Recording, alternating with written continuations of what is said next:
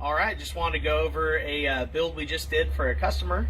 She wanted to get Toyota retro stripes on her Toyota 4Runner here. So the biggest thing with adding these is just making sure that it's done right and that certain pieces are taken off so that it looks correct when it's completely finished. So she wanted to basically have it on the front fascia here near the bull bar, and then she had the windscreen deflector here, kind of went underneath that, underneath the hood scoop, and then we continued it on the rear of the vehicle to just kind of complete a look, give it something unique, and you know, make it kind of her own, personalize it. So Nice.